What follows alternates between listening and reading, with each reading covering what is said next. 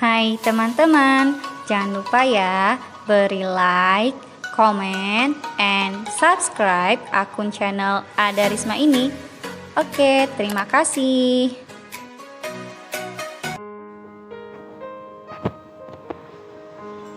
Assalamualaikum warahmatullahi wabarakatuh. Apa kabar teman-teman SDIT Salsabila? Alhamdulillah, bersama Salsabila, Allahu Akbar. Teman-teman yang solih dan solihah, Alhamdulillah hari ini Allah masih memberikan kita kesempatan untuk belajar melanjutkan pembelajaran kita pada bab sebelumnya. Hari ini kita akan melanjutkan tentang hijrah ke Habasyah. Tapi sebelum kita mulai pembelajaran kita pada hari ini, mari bersama-sama kita terlebih dahulu membaca doa belajar. Mari teman-teman, siapkan posisi terlebih dahulu. Mulai. Bismillahirrahmanirrahim.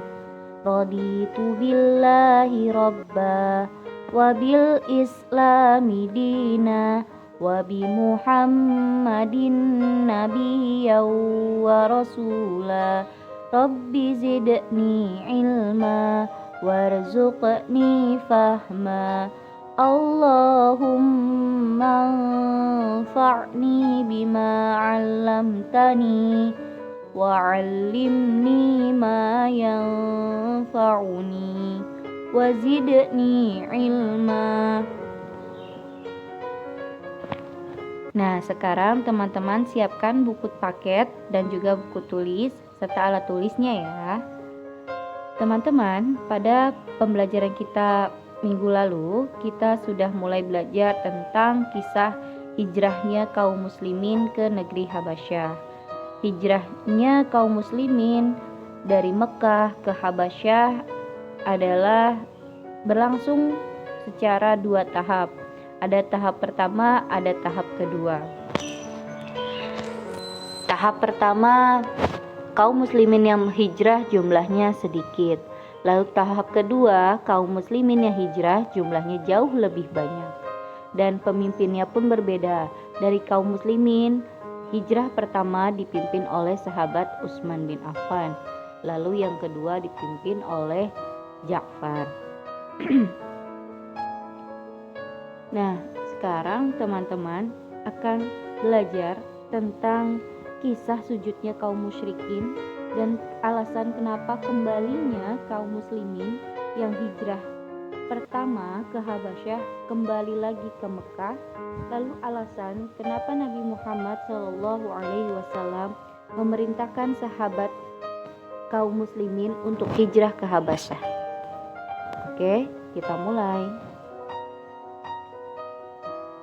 Tujuan pembelajaran kita kali ini, insya Allah teman-teman yang solih dan solihah dapat mengetahui kisah sujudnya kaum musyrikin dan kembalinya kaum muslimin dari hijrah tahap pertama. Lalu dapat mengetahui alasan Nabi Muhammad SAW memerintahkan sahabat hijrah ke Habasyah.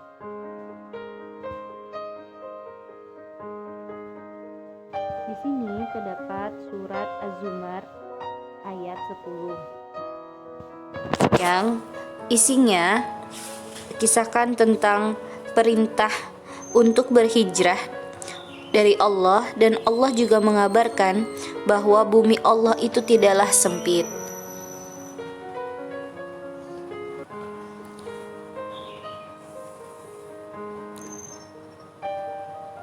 Kita akan belajar tentang kisah sujudnya kaum musyrikin dan kembalinya kaum muslimin dari hijrah tahap pertama.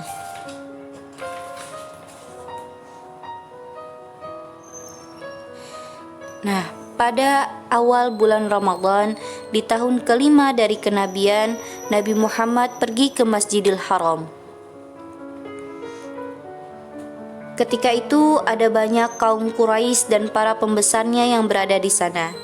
Kemudian Nabi berdiri di tengah-tengah mereka sembari melantunkan Al-Quran surat An-Najm tanpa sepengetahuan mereka. Orang-orang kafir Quraisy sebelumnya tidak pernah mendengar secara langsung kalamullah atau ayat-ayat Allah, karena salah satu upaya mereka adalah menentang ajaran agama Islam, yaitu dengan cara membuat kegaduhan saat mendengarkan bacaan Al-Quran, seperti yang telah Allah firmankan dalam surat Fussilat ayat 26.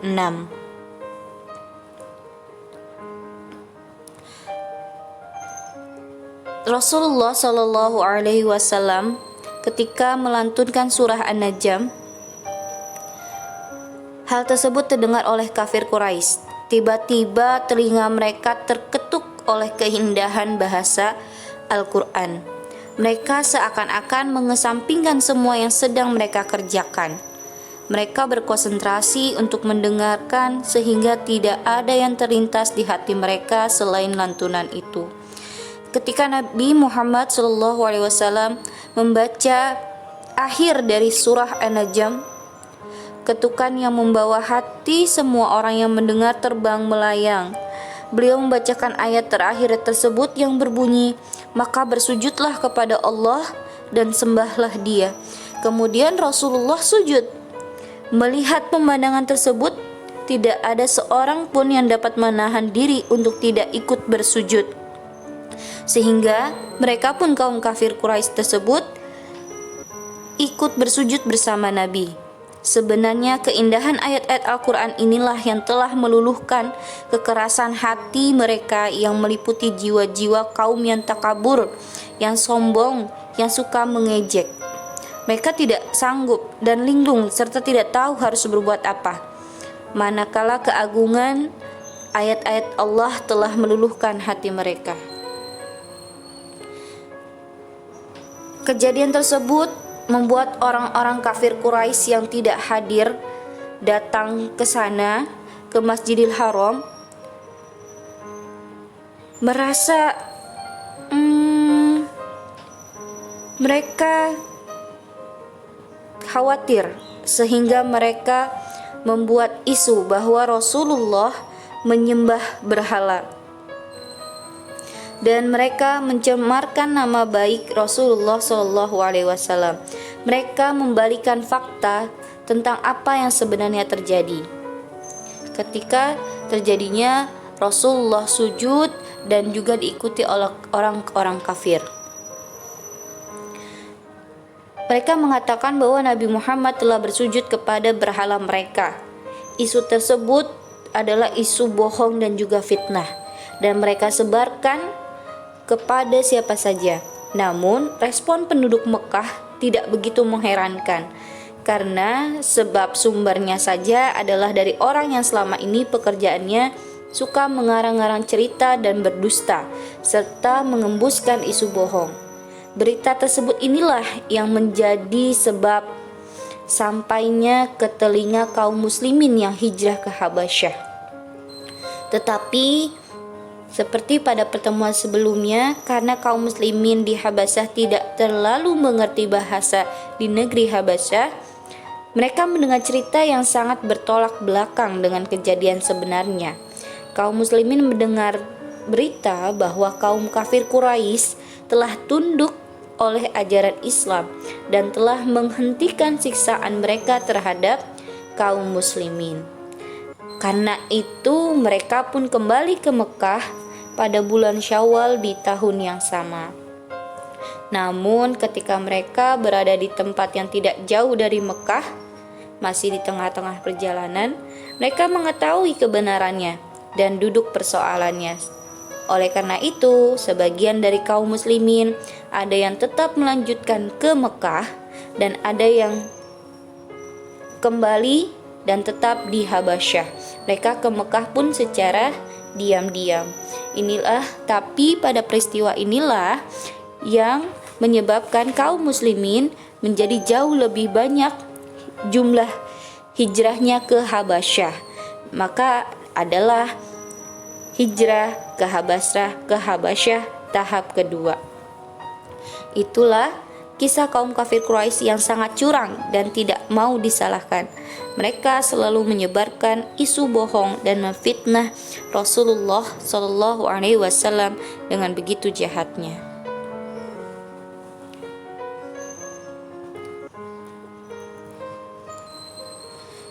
Nah, kaum muslimin tadi yang hijrah ke Habasyah memang mendapatkan kabar yang berbeda, sehingga seperti yang tadi dikatakan, mereka kembali ke Mekah dan sebagian tetap hijrah di Habasyah, dan beberapa kembali ke Mekah untuk membawa lebih banyak kaum muslimin hijrah ke Habasyah. Lalu kita akan belajar mengenai alasan kenapa Nabi Muhammad SAW memerintahkan para sahabatnya untuk hijrah ke negeri Habasyah.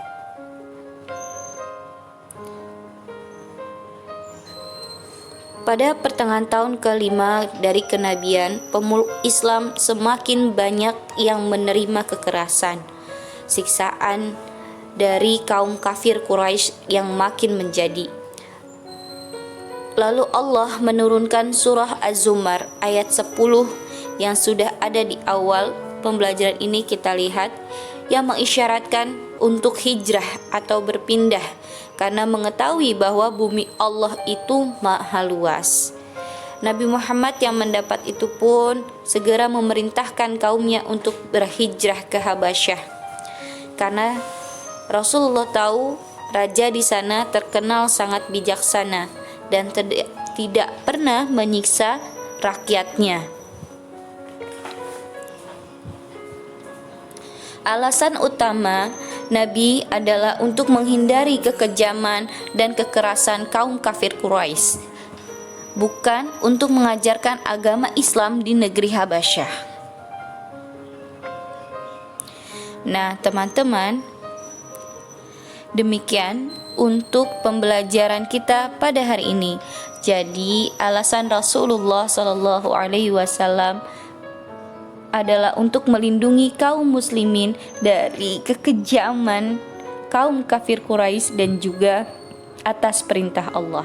Sekarang teman-teman siap untuk refleksi siswa ya.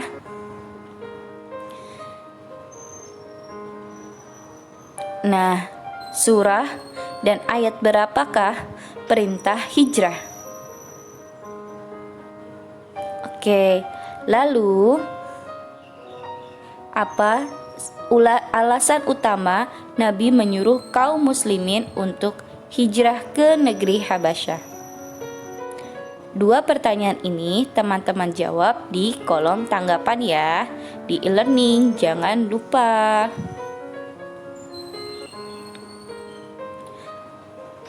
Nah, teman-teman, pembelajaran kita cukup sampai di sini ya.